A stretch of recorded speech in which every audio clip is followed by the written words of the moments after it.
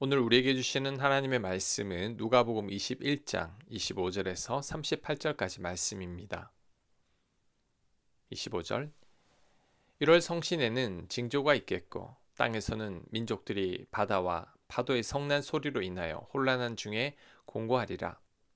사람들이 세상에 임할 일을 생각하고 무서워함으로 기절하리니 이는 하늘의 권능들이 흔들리겠습니다. 그때 사람들이 인자가 구름을 타고 능력과 큰 영광으로 오는 것을 보리라. 이런 일이 되기를 시작하거든 일어나 머리를 들라 너희 속량이 가까웠느니라 하시더라. 아멘. 마지막 때에 관한 말씀입니다. 그때 하늘에서 징조가 있고 사람들이 두려움에 기절을 하고 하늘의 권능들이 흔들린다고 합니다. 그 후 예수님이 구름을 타고 오신다고 말씀합니다. 그러면서 마지막 때에 관한 한 가지 비유를 예수님께서 말씀합니다. 29절 이에 비유로 이르시되 무화과 나무와 모든 나무를 보라. 싹이 나면 너희가 보고 여름이 가까운 줄을 자연히 아나니 이와 같이 너희가 이런 일이 일어나는 것을 보거든 하나님의 나라가 가까이 온 줄로 알라. 아멘. 목련이 피고 개나리가 피면 봄이 오죠. 갈색 돼지가 푸릇푸릇하기 시작하면 누가 봄이 온다고 말하지 않아도 우리는 봄이 다가오는 것을 느낄 수 있습니다. 마찬가지로 예수님은 말세가 되면 그때를 어느 정도 짐작할 수 있다고 합니다. 대충 되어간 일들을 보면 예수님께서 오실 때가 다 되었다는 것을 알 수 있는 거죠. 1월 성신의 징조가 있고 사람이 공고해집니다. 하늘의 권능들이 흔들릴 겁니다. 그러면 예수님이 오실 때가 다 된 것입니다. 32절 내가 진실로 너희에게 말하노니 이 세대가 지나가기 전에 모든 일이 다 이루어지리라. 천지는 없어지겠으나 내 말은 없어지지 아니하리라. 너희는 스스로 조심하라. 그렇지 않으면 방탕함과 술 취함과 생활의 염려로 마음이 둔하여지고 뜻밖의 그날이 덕과 같이 너희에게 임하리라. 이 날은 온 지구상에 가는 모든 사람에게 임하리라. 아멘.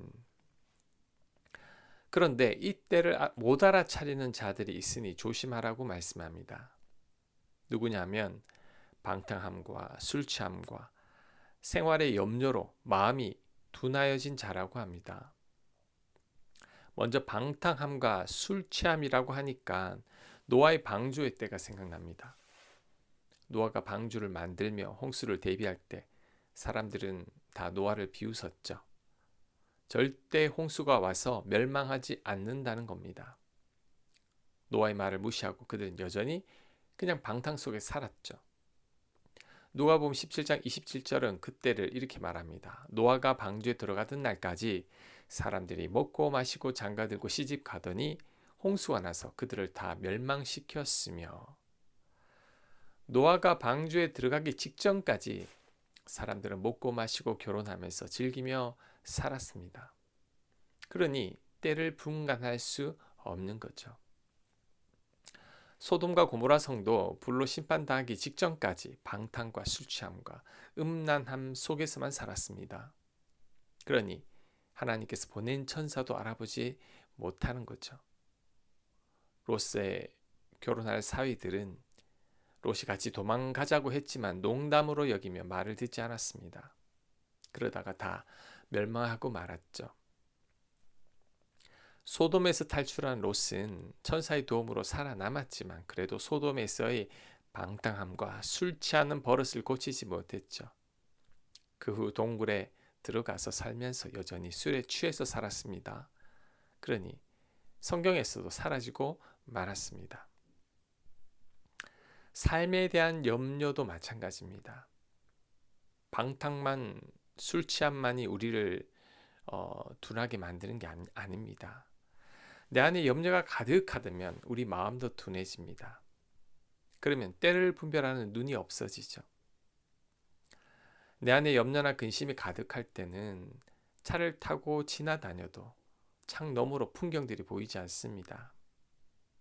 내 머릿속에는 내가 염려하고 근심하는 생각들이 가득하기 때문에 봐도 보이지 않는 거죠. 이런 분들은 봄에 피는 꽃들도 보지 못합니다. 무더운 여름도 느끼지 못하죠. 추운 것 같아서 정신을 차리고 보면 벌써 겨울이 다 되었습니다.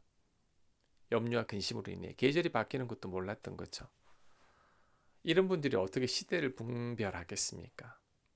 어떻게 하나님의 때를 알겠습니까?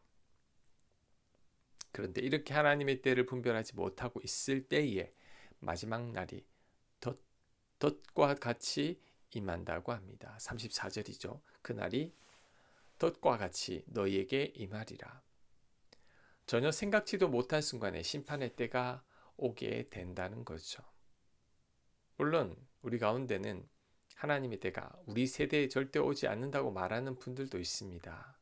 하지만 심판의 때가 우리 때 오지 않는다고 할지라도 죽음은 우리에게 덫처럼 올 수 있습니다. 제 신대원 동기들이나 후배 가운데 이미 하나님의 부르심을 받은 동기들이 꽤 있습니다. 이렇게 빨리 갈 줄 몰랐죠.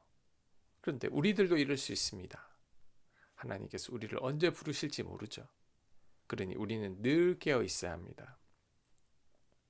특히 염려는 우리로 하여금 마음을 둔하게 만들어서 하나님의 뜻도 잘 분별하지 못하게 하죠.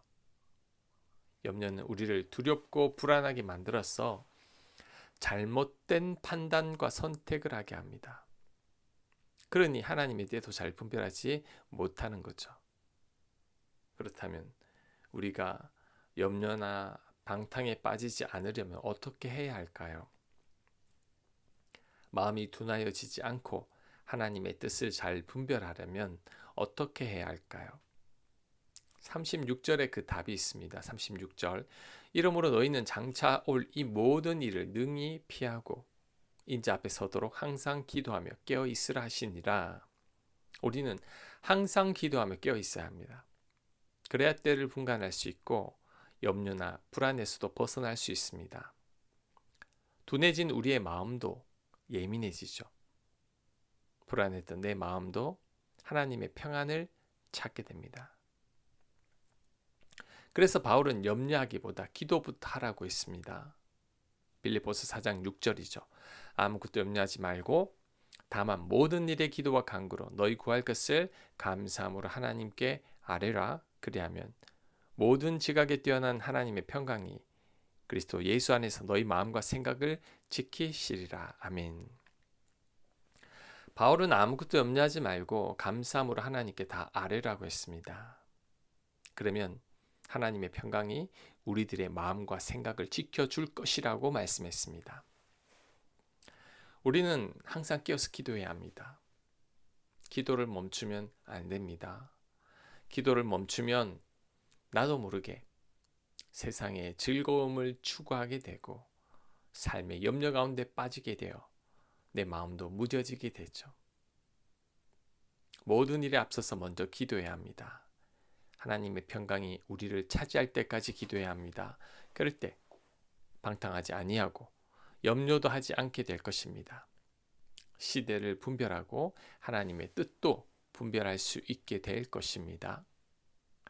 자, 마지막 37절입니다. 예수께서 낮에는 성전에서 가르치시고 밤에는 나가 감람원이라 하는 산에서 쉬시니 모든 백성이 그 말씀을 들으려고 이른 아침에 성전에 나아가더라. 아멘. 예수님은 낮에는 성전에서 가르치시고 밤에는 나가 감람원이라 하는 산에서 쉬셨다고 합니다. 38절에 이른 아침에 백성들이 성전으로 몰려드는 것을 보면 예수님은 아침 일찍 사역하셨다라는 것을 짐작할 수 있죠. 이렇게 부지런히 할 수 있었던 이유가 뭘까요? 37절에 답이 있습니다. 예수께서 낮에는 성전에서 가르치시고 밤에는 나가 감람원이라 하는 산에서 쉬시니 예수님은 밤에 푹 쉬셨습니다. 그랬기에 이런 새벽부터 사역을 감당한 것이죠. 우리에게는 쉼이 필요합니다.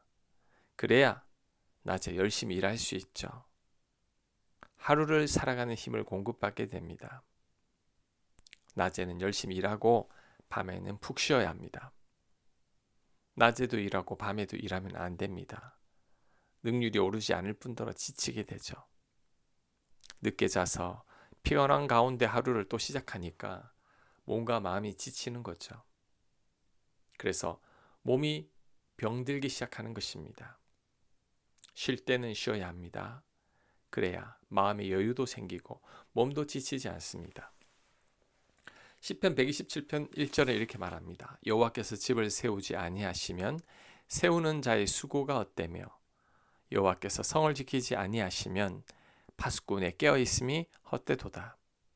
너희가 일찍 일어나고 늦게 누우며 수고의 떡을 먹음이 헛되도다. 그러므로 여호와께서 그의 사랑하시는 자에게는 잠을 주시는도다. 아멘. 새벽부터 깨어 열심히 일한다고 되는 게 아닙니다. 하나님께서 은혜를 주셔야지 가능한 거죠. 하나님께서 기뻐하는 자가 되면 잠을 충분히 자고도 하나님의 은혜를 누리게 됩니다. 그러니 일만 하지 말고 쉴 때는 쉬어야 합니다. 잠도 충분히 자야 합니다. 염려되는 부분이 있다면 그것은 기도하며 하나님께 맡겨야 합니다. 그러면 하나님께서 도와주실 겁니다. 우리는 이 사실을 굳게 믿어야 합니다. 그래야 쉴 수 있고 염려도 이겨낼 수 있기 때문이죠. 그렇게 되는 여러분들 다 되시길 간절히 축원합니다. 아멘. 하나님, 일찍 일어나고 늦게 눕는다고 우리가 은혜 가운데 사는 건 아닙니다. 하나님 우리를 도와주셔야 합니다. 하나님, 우리를 도와주시는 하나님을 신뢰하고 쉴 때는 쉬고 일할 때는 일할 수 있는 저희들 되도록 인도하여 주옵소서. 특별히 방탕과 염려에 빠지지 않도록 늘 깨어 기도하는 저희들 될 수 있도록 하나님 역사하여 주시옵소서. 이 모든 말씀 예수님 이름으로 기도합니다. 아멘.